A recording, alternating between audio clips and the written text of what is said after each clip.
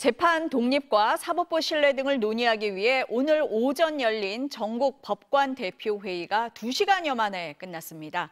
대선 이후에 다시 열기로 했는데요. 오늘 이슈플러스에서는 이 문제부터 짚어보겠습니다. 김성훈 변호사, 문소연 기자와 함께합니다. 어서 오세요. 안녕하세요. 안녕하세요. 문 기자, 전국 법관 대표 회의 오전 10시에 시작됐는데 너무 일찍 끝났네요? 네, 이제 오늘 오전 10시부터 경기도 고양시 사법연수원에서 전국 법관 대표 회의가 진행이 됐는데요. 법관 대표 126명 중에 88명이 출석을 했습니다. 이제 말씀하신 대로 당초 경론이 오갈 거라는 예상이 있어서 좀 회의가 오래 진행되지 않겠냐 예상도 있었는데 이제 2시간여 만에 대선 후 속행하기로 결론을 내리고 이제 회의를 마쳤습니다. 회의 관계자는 사전 상정 안건 외에 이제 몇 건의 안건이 현장에 발의돼서 상정됐다면서 이제 대선 이후 열리는 속행 회의에서는 이 안건들에 대해서 집중 토론하고 의결을 진행하겠다 이렇게 밝혔습니다. 이런 말로 이제 비춰봤을 때 오늘 회의가 구체적 논의가 좀 이뤄지기에는 어려운 분위기였을 거라 이런 추측이 나오고 있습니다. 당초 오늘 회의에서 2가지 안건을 논의하기로 했던 거죠? 네, 그렇습니다. 그러니까 하나는 재판 독립, 그러니까 절대적으로 보장돼야 될 가치이고 재판의 공정성을 준수하기 위해 노력하겠다. 즉, 재판 독립 가치 확인에 관한 내용이었고요. 또 하나는 특정 사건의 이례적 절차 진행으로 사법 신뢰가 흔들린다는 것을 이제 심각하게 인식하고 개별 재판을 이유로 한 이제 책임 추궁과 제도 변경이 재판 독립을 침해할 가능성을 우려한다. 이런 사법 독립에 관한 내용이었습니다. 지금 문 기자가 얘기한 특정 사건의 이례적 절차 진행. 이재명 후보 상고심을 얘기하는 것 같습니다. 네, 그렇습니다. 그러니까 전국 법관 대표회의는 이제 특정 재판의 절차나 결과에 대해서 논의는 하지 않겠다라고 미리 선을 그어두긴 했었는데요. 하지만 이번 회의 자체가 이제 이재명 후보 사건에 대한 대법원의 파기환송 이후에 비판 여론이 불거지면서 개최가 결정이 됐기 때문에 여기에 대해서 입장을 내놓는다면 이제 어떤 입장을 내놓을지가 관심이 쏠렸던 건데요. 아시는 것처럼 대법원은 지난달 22일에 이제 이 후보 사건을 대법원 소부에 배당한 직후 전원 합의체에 회부를 했고요. 9일 만인 지난 1일에 유죄 취지로 파기환송을 했습니다. 이렇게 대법원이 이례적으로 빠르게 판단을 내린 데다가 그것도 무죄였던 2심 판결을 뒤집으면서 정치 개입 논란이 빚어졌고요. 또 파기환송심 그 첫 공판 기일까지 속전속결로 잡혀가지고 당초 5월 15일이었는데 이제 이것 연기를 했죠. 이처럼 대선이 임박한 시점에서 특정 후보의 이제 피선거권을 박탈할 수 있을 사안을 이례적으로 이렇게 빠르게 진행하면서 사법부에 대한 신뢰가 무너졌다는 비판이 이제 법원 내부에서 나오게 됐던 겁니다. 반면에 민주당이 이제 대법원장 사퇴나 대법관 탄핵 또 청문회 등으로 연일 압박에 나서면서 사법부 흔들기에 대한 이제 규탄이 필요하다 이런 목소리도 있었습니다.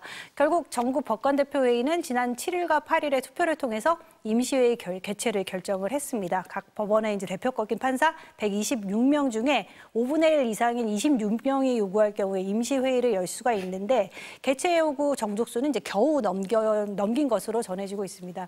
또 최근 법관 단체 대화방에서도 실시가 됐는데 비공식 투표였지만 70명 이상이 이제 회의 개최에 반대한다 이렇게 한 것으로 알려졌습니다. 특히 선거를 이제 8일 앞둔 시점에서 입장 표명 자체가 정치적으로 비춰질 수 있다는 신중론도 제기가 됐고요.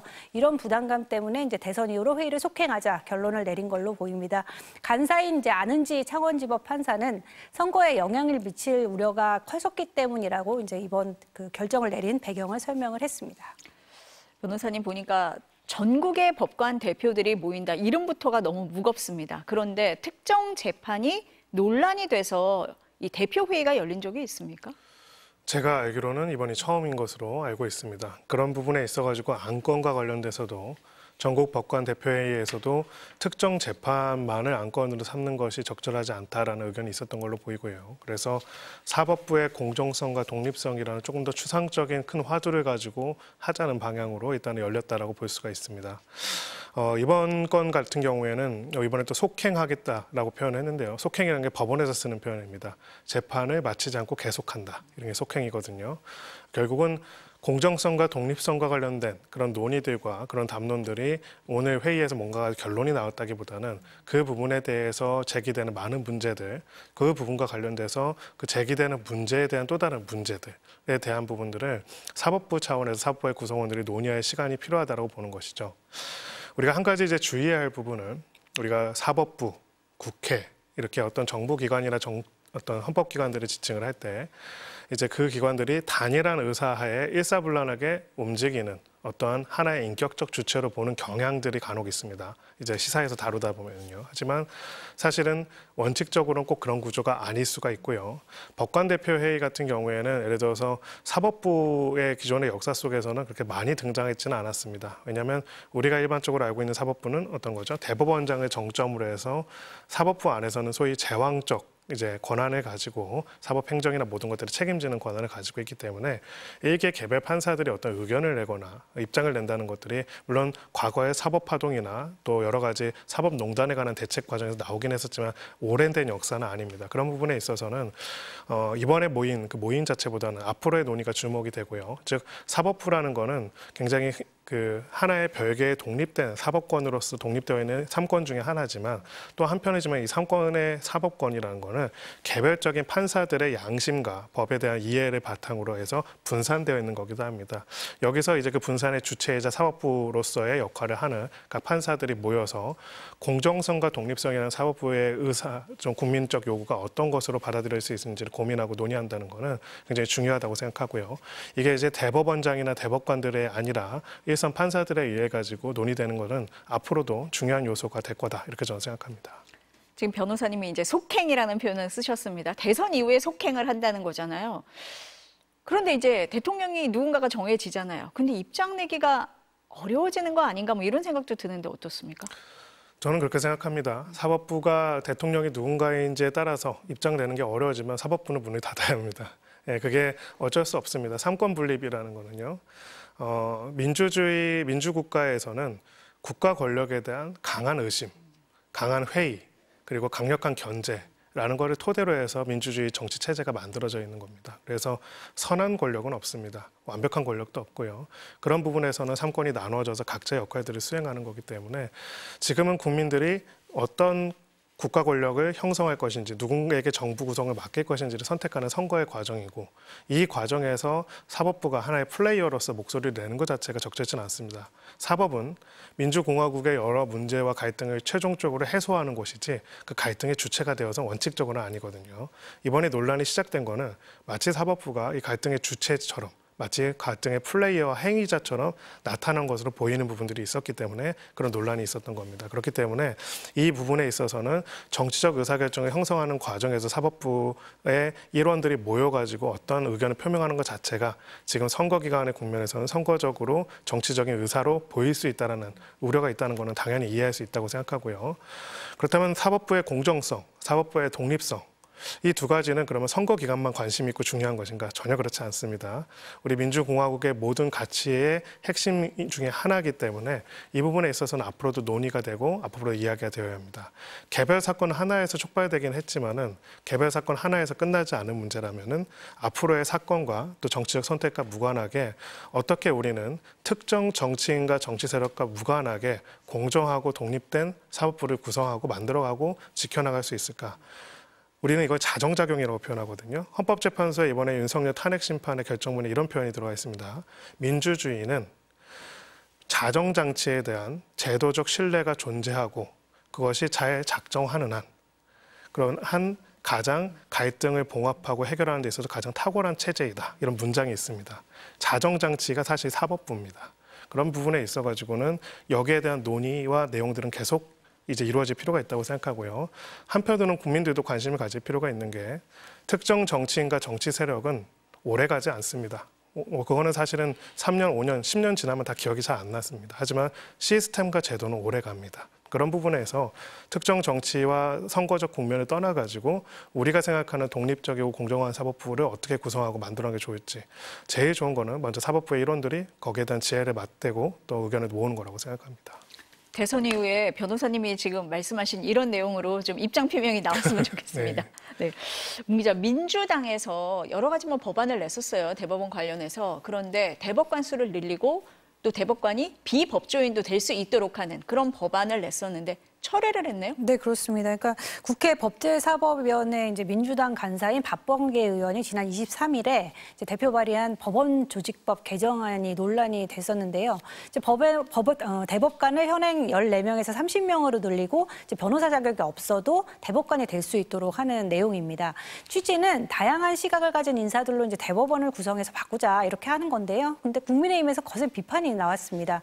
그러니까 뭐 예를 들어서 방송인 김어준 같은 사람을 대법관을 시켜서 국민들을 재판하겠다는 거냐. 대법관 30명을 이재명에게 아부하는 이제 어용 시민 운동가들로 채운다. 뭐 이런 속셈 아니겠느냐라며 비판을 했고요. 대한변협도 성명을 냈습니다. 그러니까 법조 경력이 없는 사람을 대법관으로 임명할 수 있도록 하는 것은 대법원의 본질적 기능을 훼손할 수 있다면서 이제 신중한 검토와 논의를 거쳐야 한다고 밝혔습니다.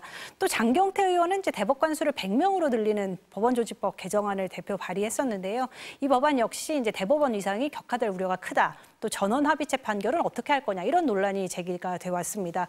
결국 민주당 선거대책위원회가 오늘 오전에 이제 해당 의원들에게 법안 철회를 지시했다고 밝혔습니다.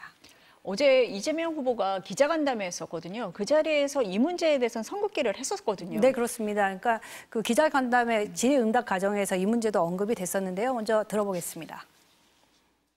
저번에 대법원에서 국민들이 상식적으로 납득하지 못할 상황을 만들었기 때문에 이 문제에 대해서 뭔가 근본적인 대책이 필요하다는 국민 여론이 있는 건 사실이죠. 그러나 말씀드린 것처럼 이건 장기 과제인 것이고 지금 당장 그 문제에 우리가 매달릴 만큼 여유롭지가 못합니다. 이게 또 다른 국론 분열과 갈등을 부르겠죠. 네, 그러면서 이제 자신이 명확하게 선거 캠프에 더 이상 사법 문제 논란을 만들지 말라고 지시를 했다고 덧붙였고 이제 오늘 오전에 철회가 된 겁니다. 그런데 이제 대법관을 누가 하느냐, 자격 논란은 처음이지만 대법관 수를 늘려야 한다. 이런 얘기는 기존에도 많이 나오지 않았습니까? 네, 뭐 그 틈틈이 이제 문제가 될 때마다 나온 문제였는데요. 이제 2023년 기준으로 상고 사건을 보면요, 3만 7천여 건에 달한다고 합니다. 근데 실제 재판 업무에 투입되는 대법관은 이제 14명 중에 대법원장하고 법원 행정처장 제외하고 12명이니까 산술적으로 나누면 1인당 3천 건이 넘습니다. 그런데도 이제 대법관 증언이 어려웠던 건 대법관 수가 많아지면 대법관 전원이 참여하는 전원 합의체가 이제 통일적인 법 해석을 내리지 못할 거라는 우려가 계속 제기가 돼 왔기 때문인데요. 최근 천대엽 법원 행정처장도 같은 주장을 내놨습니다. 이것 들어보겠습니다. 결국에는 이제 전원 합의체가 사실상 이제 형이와 마비되어 버리기 때문에 법령 해석 통일 기능이 이제 마비되어 버리고 동시에 전원 합의체를 통한 충실한 심리를 통한 또 권리 구제 기능 이런 부분도 역시 마비될 수밖에 없다. 이런 말씀은 꼭 지적을 해야 될 것 같고요. 두 번째로 지금 이제 영국과 미국 같은 경우에는 당연히 아시다시피 우리보다 더 적은 대법관 수를 가지고 있지만 지금 운영되고 있는 유럽 같은 경우에도 독일이나 프랑스 이런 경우에도 대법관 수 자체가 그렇게 많다는 것이 아니라 그 구성을 보면은 역시 부장 법관과 기타 법관으로 이렇게 이원화되어 있습니다. 네, 좀 어려운 내용이긴 한데 이제 풀어서 좀 말씀을 드리면 먼저 전원 합의체가 마비된다고 하는 건 대법관 전원이 참석해서 법 해석을 내려야 하는데 대법관이 늘어나면 이제 통일된 법 해석이 어렵지 않겠느냐 이런 내용이고요. 그런데 이건 좀 납득이 어려운 게 전체 사건에서 전원 합의체로 가는 사건 비율이 극히 일부입니다. 이미 대부분의 사건을 이제 4명의 대법관으로 구성된 소부에서 해결을 하고 있기 때문에 전원 합의체 때문에 증언을 우려한다? 안 된다? 이건 좀 궁색하게 들리는 면이 있습니다. 그리고 이제 독일, 프랑스 사례를 언급을 했는데 독일의 경우에는 최고 법원이 부류별로 이제 쪼개져 있어서 거기에 속한 법관을 모두 더하면 이제 300명이 넘는다고 하고요. 프랑스도 최고 법원에서 일하는 법관은 이제 100명 가량이 된다고 합니다. 이제 다만 천대엽 처장이 얘기를 하는 건 단순히 이제 숫자가 많다 적다 이렇게 볼 게 아니라 그 구성과 운영 방식도 따져봐야 한다는 얘기겠고요. 여기에 이제 우리나라의 경우에 그럼 대통령이 그 많은 숫자의 대법관을 임명하도록 하는 게 맞느냐, 사법 독재 아니냐 이런 정치적 논란까지 더해져 있습니다. 이런 논란들이 뒤섞여 있기 때문에 이제 대법원 구성과 관련해서는 정말 장기 과제가 될 가능성이 높아 보입니다. 변호사님은 이제 재판에 관련된 업무를 하시잖아요. 이 논란이 일반인보다는 조금 더 피부에 와 닿을 것 같습니다. 먼저 비법조인을 대법관에 임용할 수 있다. 어떻게 보십니까? 저는 기본적으로는 그 법학과 사법을 무엇으로 이해하는지에 따라 다르다라고 생각을 합니다. 기본적으로 법이라는 것이 법전을 그냥 외워서 적용하는 것이다라고 본다면은 저는 법조인을 법관으로 임용할 게 아니라 그냥 AI를 써도 된다고 생각합니다. 네, 사실은 어찌 보면은 단순하게 데이터를 모아서 규범을 적용해서 결론을 내리는 작용, 이것만이 사법이다라고 했을 경우에는 그 무엇으로 대체하더라도 소프트웨어로 대체해도 될 수도 있습니다. 하지만 사법이라는 것을 그것이 아니라 우리가 가지고 있는 갈등을 어떤 방식으로 해결하고 그 해결하는 것들을 우리가 가지고 있는 헌법 질서와 다양한 가치 체계 속에서 녹여서 해야 하는 하나의 형성적인, 즉 국가 권력의 형성작용일 뿐만 아니라 시민적 권력의 형성작용이고 또 제도적으로 이것이 자리를 잡혀가는 하나의 국가적 작용이라고 본다고 하면은 소프트웨어가 대신할 수 없을 겁니다. 모든 판결문에는요, 판사의 서명 날인이 들어갑니다. 그리고 그건 영원히 남습니다. 어떤 면에서는 우리가 판사들이 책임을 지지 않는다, 혹은 또 그런 부분도 분명히 있고요. 재판 소원이 안 되거나 이런 문제점도 있다 보니까 이런 문제 제기들이 있기도 하고, 또 법조 엘리트 귀족이라고 하죠. 자신들끼리만 이제 굉장히 갇혀 있는 세계 속에서 사회의 변화와 사회의 실질과 무관하거나 동떨어져 있거나 기득권적인 수호적인 그런 행동들이 보이는 경우들도 분명히 있고, 거기에 대한 문제 제기 또한 뼈아프게 봐야 하지만, 한편으로는 이 분야 또한 굉장히 특수한 전문 분야이고, 이 분야 또한 굉장히 오랫동안의 인간의 지혜와 경험들이 만들어온 하나의 제도라고 볼 수 있습니다. A와 판사와 B판사와 C판사가 내린 결론이 다를 때도 있고 같을 때도 있지만은 적어도 법리라는 면에 있어서는 통일된 구조를 선택하는 것들이 바로 이제 그런 제도들인 거죠. 그래서 이제 가장 오래된 학문 중에 4개의 학문 중에 하나가 법학입니다. 근대 법학 학문 중에서요. 그런 부분에 있어서는 저희가 이제 변호사나 법률가로서의 훈련받고 또 재판 업무를 다루고 수십 년 동안 재판을 한 사람들이 최종적으로 통일적으로 적용될 법리가 무엇인지를 결정하는 게 대법원의 역할이거든요. 대법원은 사실 구체적인 사건에 있어서의 당부당보다는 법리, 즉 모든 재판에 적용되는 법리가 무엇인지를 판정하는 그런 역할들을 하고 그걸 형성하는 작업을 합니다.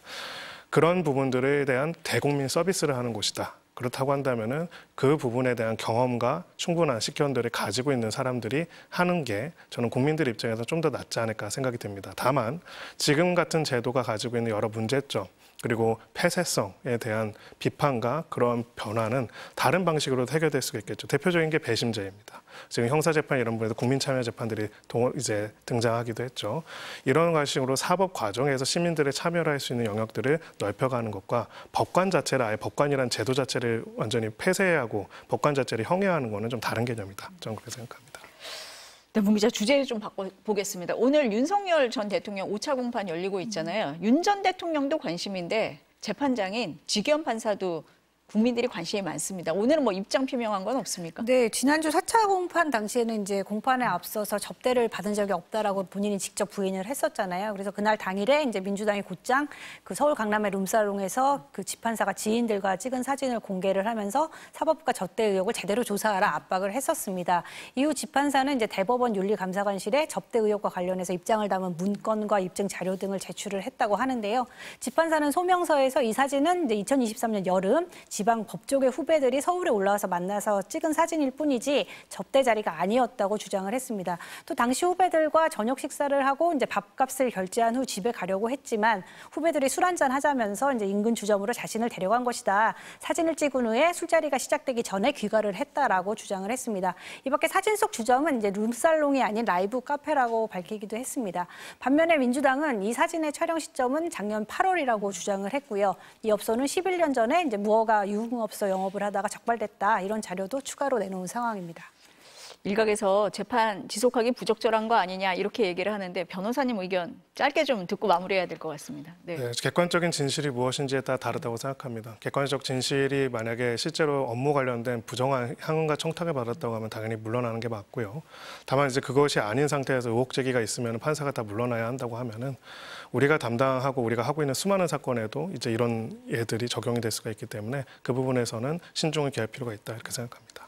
일단 진실 규명이 된 다음에 맞습니다. 그 이후에 판단할 문제다. 네, 오늘 두 분 말씀 여기까지 들어야 될 것 같습니다. 감사합니다.